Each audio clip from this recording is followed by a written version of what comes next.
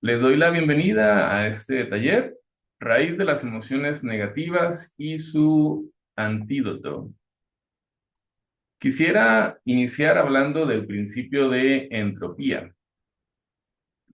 El término entropía proviene de un griego que significa confusión o cambio de disposición. En psicología se usa para decir que todo lo que no se renueva se desgasta con el tiempo. Y precisamente como ustedes quieren renovarse, yo también quiero renovarme, entonces asistimos a estos talleres, a estos cursos, con el propósito de aprender, con el propósito de renovarnos. Hoy vamos a estar hablando de cómo la entropía tiene relación con la pulsión de muerte y también con el victimismo. Vamos a estar hablando de cómo hay ciertas fuentes que dicen que todas las emociones desagradables tienen relación con una sola, que les da origen. Y una vez que la entendamos, por supuesto, vamos a poder corregirla y utilizar esa información para nuestro beneficio. Estamos iniciando acá, vamos a ver, son 42 camaritas, así que les agradezco mucho el que me estén acompañando. Eh, Quisiera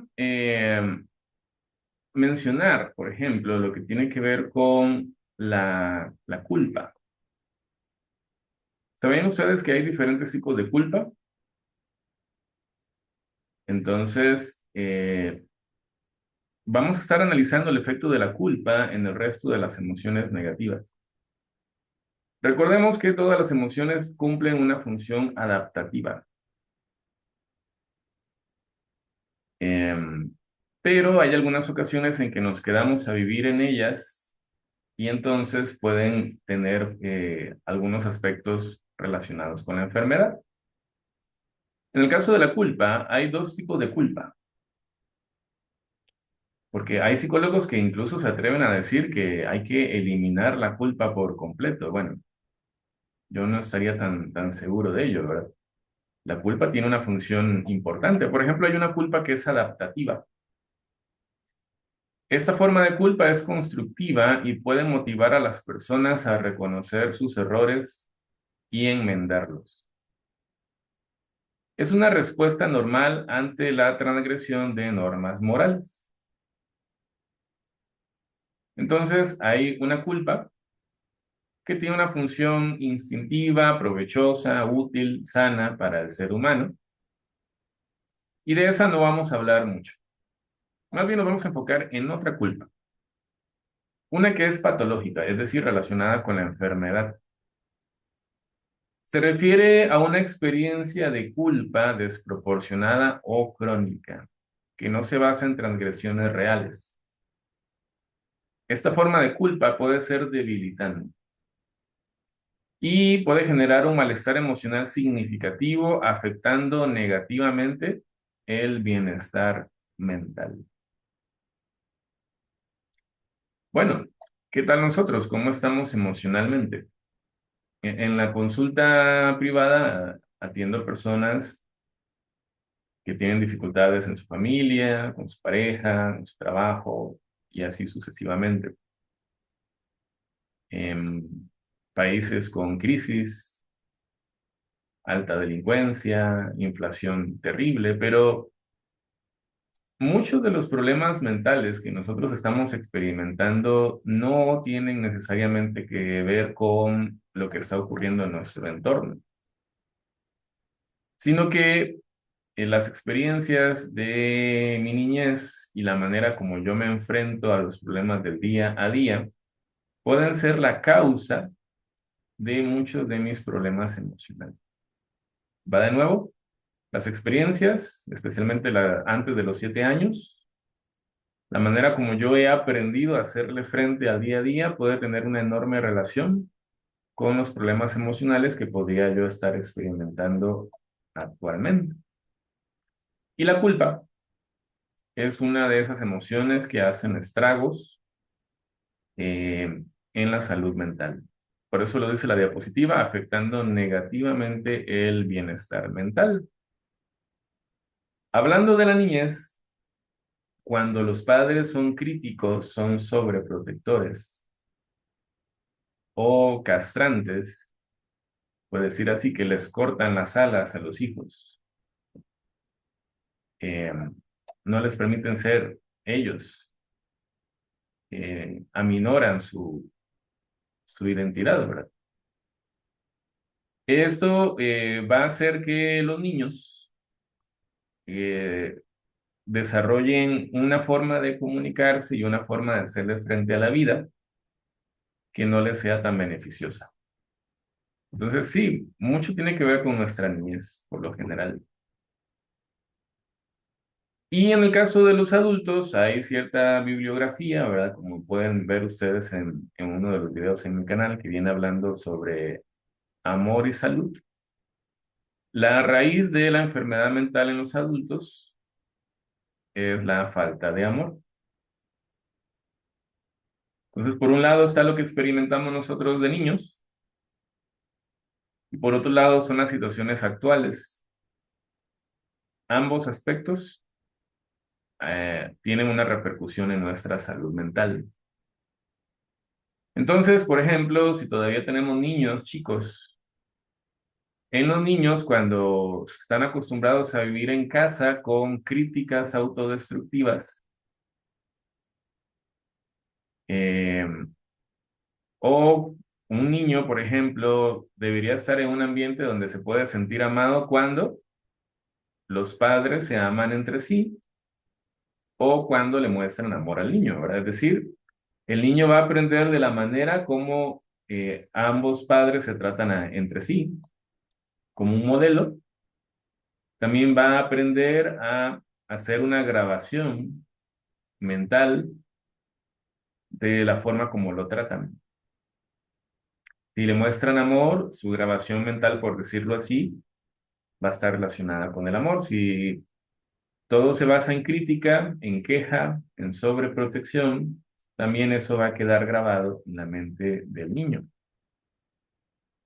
Por eso es que a los niños, perdón, hay que darles cantidad y calidad de tiempo, no solo tiempo de calidad. Y en la siguiente diapositiva explica el por qué. El niño no tiene desarrollada su parte cognitiva. De hecho, por lo general hay ciertas bibliografías que dicen que nuestra última capa del cerebro, lo que se conoce como el neocórtex, que es nuestra parte pensante, no se desarrolla según diferentes bibliografías, sino hasta los 25 o 27 años. Hay diferencias de opiniones. O sea, es ahí donde realmente alcanzamos la madurez. En teoría, ¿verdad? Porque a veces con tantos traumas podríamos tener cierta dificultad en ello.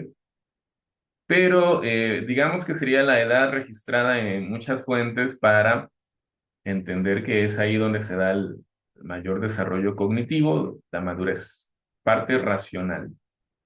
Obviamente un niño en esa edad tan temprana no tiene desarrollada esa parte y todo lo maneja mucho de manera emocional. Por lo tanto, desde la emoción va a gestionar muy probablemente al estilo de, si papá está aquí, me ama. Si no está mi papá, entonces no me lo merezco. Y entonces empieza una serie de diálogo interno en el niño que se va a mantener hasta la edad adulta, que va en la línea de merecer o no merecer, valgo o no valgo lo suficiente. Y ahí aparece a cultivarse una emoción que se llama culpa. Porque la culpa tiene relación con la falta de merecimiento. Vamos a hablar un poquito de la culpa. Por ejemplo, como decíamos anteriormente, la culpa es ese indicador de que algo se está haciendo mal y debe corregirse. Si nosotros estuviéramos en un tribunal donde se le dice a la persona enjuiciada, es culpable, veredicto, culpable. Inmediatamente después de ese veredicto, las personas están a la expectación de que viene algo más posteriormente, ¿verdad? ¿Cómo se llama eso que viene después del veredicto de culpa? ¿Alguien quiere comentarlo? Vamos a escuchar a Magda. Permíteme ahí está, ya puedes comentar. Sí, después del veredicto viene la sentencia. La sentencia, exactamente. Entonces, en todos esos procesos que nosotros estamos platicando, de la situación de la niñez, el trato de los padres y demás, entonces el niño va desarrollando esa emoción de culpa y también va desarrollando una sentencia. Y esa sentencia le hace entender que no es merecedor, así como de niño no se sintió merecedor del amor de sus padres, ahora de adulto no es merecedor de las cosas buenas de la vida. Y como no es merecedor de las cosas buenas de la vida, bueno, se empiezan a activar muchos otros procesos relacionados con la culpa y las emociones negativas. Recordemos, el sentimiento de culpa genera un sentimiento de falta de mérito, no me lo merezco, no valgo suficiente. Y se da una cadena, ¿verdad?, de emociones negativas posteriormente. Por eso algunos expertos mencionan que la culpa es la raíz principal de las enfermedades psicosomáticas. Entonces, la culpa en algunas ocasiones va a tener relación con el masoquismo, ¿verdad? Masoquismo, bueno, me atraen las personas incorrectas. Las personas que me hacen daño me atraen. Masoquismo, quiero ir al baño, me aguanto las ganas. Y de manera inconsciente, probablemente, empiezo a comportarme y a atraer situaciones que son dañinas tanto para mi salud mental o física, ¿verdad? Ahí entra el masoquismo. La culpa tiene relación con el masoquismo. Y a veces, en lo que tiene que ver con la culpa, es tanto el peso de culpa, de falta de merecimiento que la persona lleva sobre sus hombros, que ya no lo puede cargar solo, sino que ahora va a tener que llevarlo a otras, porque es tanta la carga sobre los hombros que entonces si convive con la familia o en la relación de pareja, va a tener un diálogo y un estilo de conversación para generar culpa en la otra persona. ¿Notan cómo la culpa es raíz de muchos problemas en las relaciones personales? La culpa es la raíz de no alcanzar metas, la culpa es la raíz de no sentirse merecedor o probablemente de que simplemente se vaya apagando ese sentido de la vida poco a poco y aparezcan probablemente después depresión y ansiedad ante la falta de merecimiento. La culpa va a activar emociones negativas adicionales como son la furia, el odio, la envidia, el resentimiento, la frustración, la duda, el temor. Por eso es necesario extirpar la culpa patológica. Entonces, no sé si ustedes me están escuchando algunos por primera vez o han escuchado poco mis talleres. Tengo un taller en mi canal que aparece un león y una cebra, se lo recomiendo, que se llama La estrategia para dejar de sufrir. Y viene un cuento, bueno, ese cuento se los quiero repetir hoy para los que no lo han escuchado porque tiene una relación directa con el tema, ¿verdad? Que resulta que en la selva se estaba escaseando el agua y entonces llega una cebrita y empieza a tomar líquido ahí donde estaba quedando agua residualmente, ¿verdad? Ya los canales y los lagos estaban achicando, ¿verdad? Y estaba la cebrita. Y en lo que estaba ella disfrutando del agua, después de tanto tiempo de caminar y buscar, también se acerca y se pone a la par un león. Y el león sediento también se pone a hidratarse. Y ahí estaban los dos, uno a la par del otro, disfrutando de su agua. Como podrán imaginarse, saben qué ocurriría, ¿verdad? Que podría suceder cuando el león se hidrató. Nada más volteó hacia un costado y ahora sí vio a la cebra con más apetito y se abalanzó sobre ella.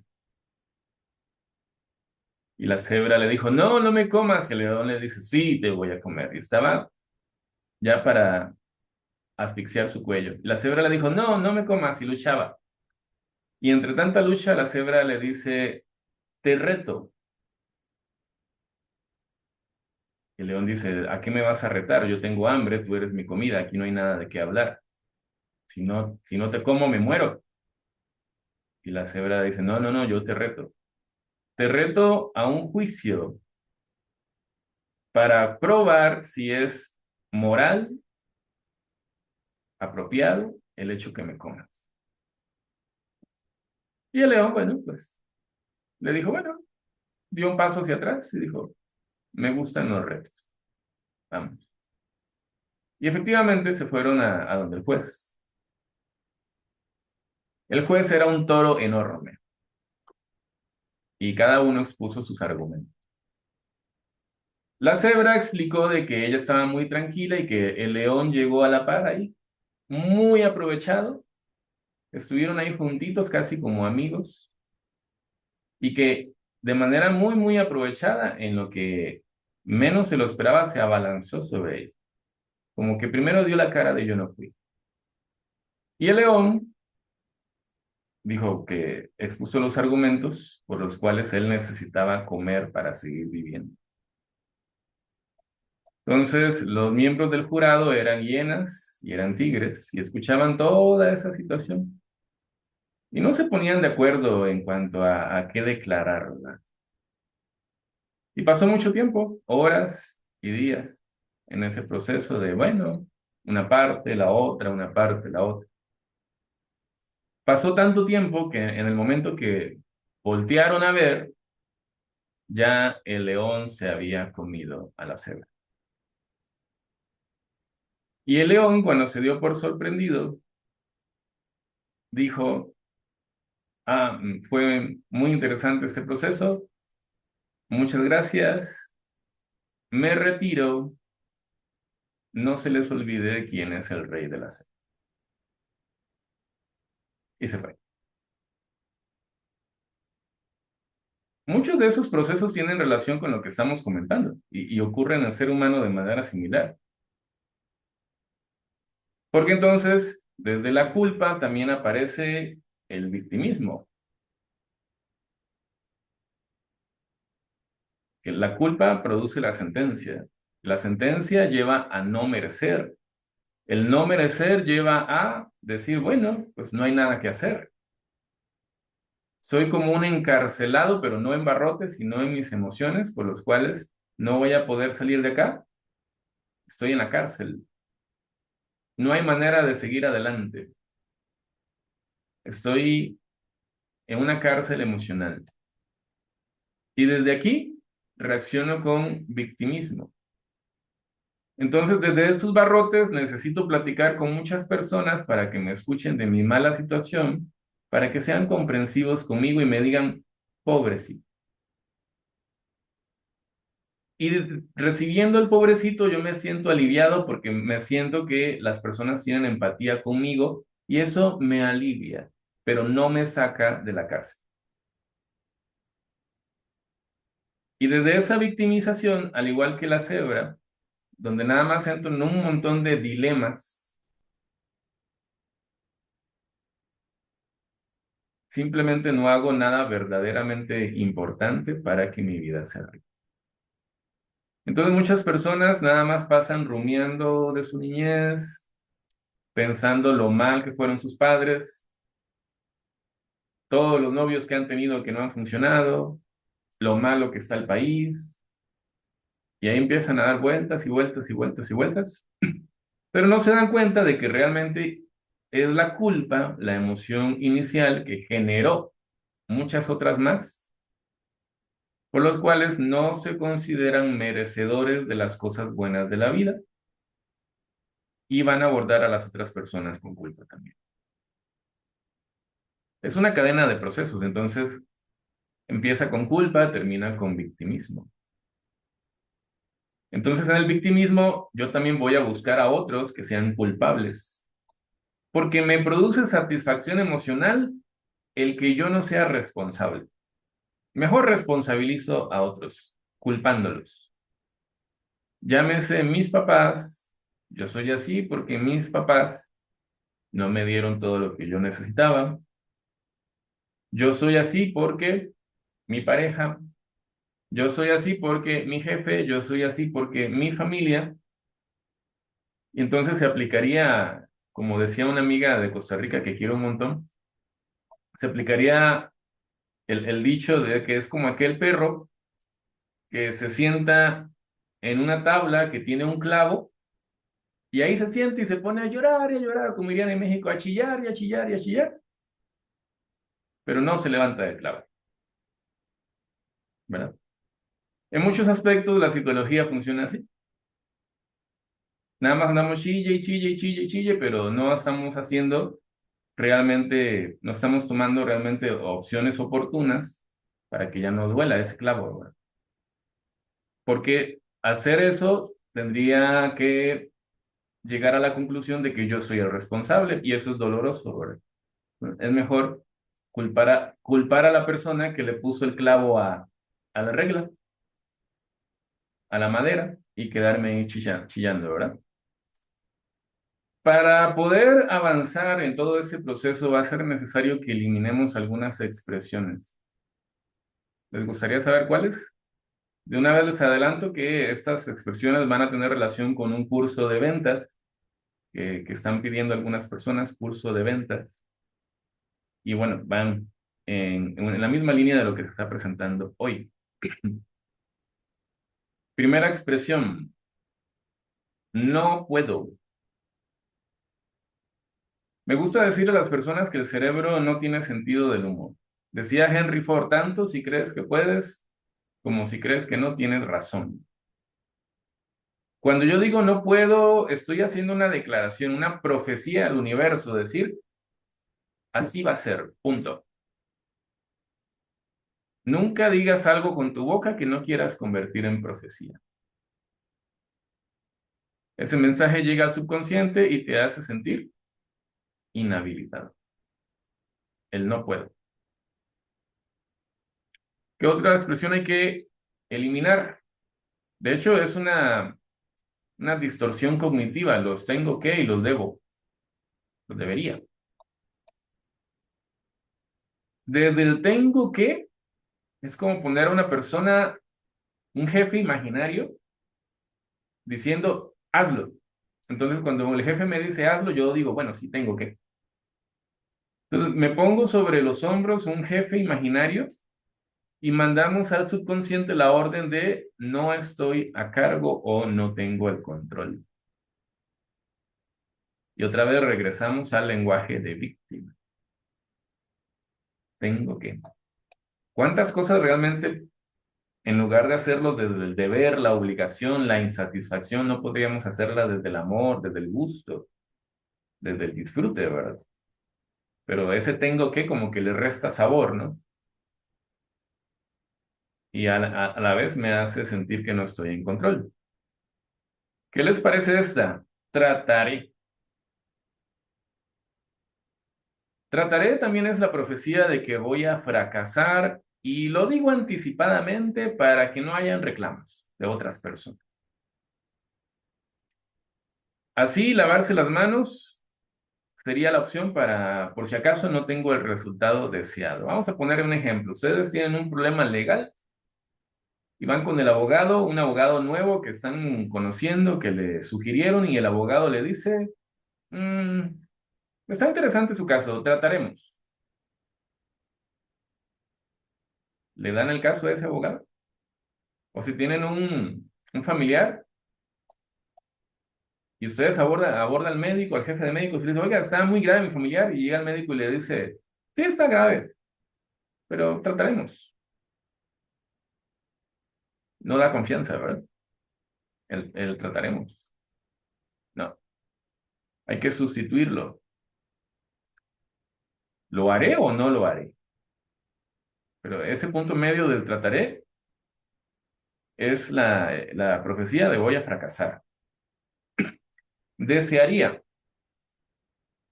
Me gustaría tener algo, pero sé que nunca lo podré tener y entonces el inconsciente no impulsa al consciente a realizar cosas. Desearía.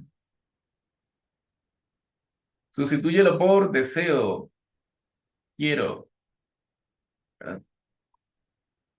O sí, pero, ese pero tiene mucho peso, tiene mucha energía, ¿eh? Todas las cosas que has dicho con anticipación al pero, las borras. Y eso hace que no ejecutes tu capacidad para lograr metas. El pero borra lo anterior. O sea, no hay sí antes, fue borrado con el pero. Y entonces, recordemos que la culpa es raíz de un montón de emociones negativas. La culpa es raíz de la pulsión de muerte de la que habló Freud. Quieren checar en mi canal, hay dos videos hablando de la pulsión de muerte con el título Amor propio o autodestrucción. Ahí están en mi canal ambos videos. Relación con la culpa. Entonces hay que eliminar la autocrítica destructiva. Hay que evitar esas expresiones negativas sobre nosotros mismos. Recordemos que el subconsciente acepta todo lo que digas como un mandato, lamentablemente. ¿Cuál es la cura de la culpa? Bueno, como en el ejemplo de aquel perrillo con el clavo ¿verdad? La cura de la culpa es la responsabilidad. Recordemos, Paul MacLean había dicho que nosotros tenemos tres cerebros. Este investigador, este científico. Tenemos un cerebro reptiliano, un cerebro límbico, un cerebro racional, que podríamos decirlo en otras expresiones, la parte de la acción, la parte de la emoción y la parte del pensamiento. Cuando una persona tiene patologías, se queda en dos capas, emoción y pensamiento, emoción y pensamiento, emoción y pensamiento, emoción y pensamiento, y de ahí no sale. Pero hay que pasar, hay que utilizar esa tercera parte de nuestro cerebro que se llama paso a la acción, resuelvo.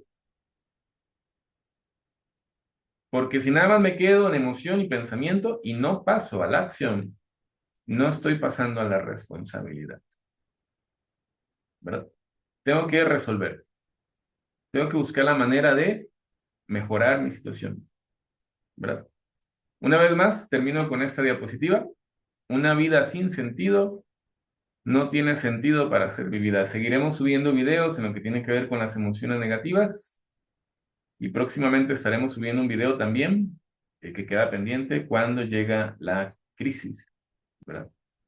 Si les gustó, pueden darle like, pueden comentar en mi canal, pueden compartirlo, ¿verdad? Vamos a estar subiendo mucho material, primero Dios. Y también vamos a estar preparando nuevos talleres. Entonces, les quiero dar muchas gracias a los, vamos a ver, 48 asistentes a este taller. Me voy a quedar con ustedes en caso de que tengan alguna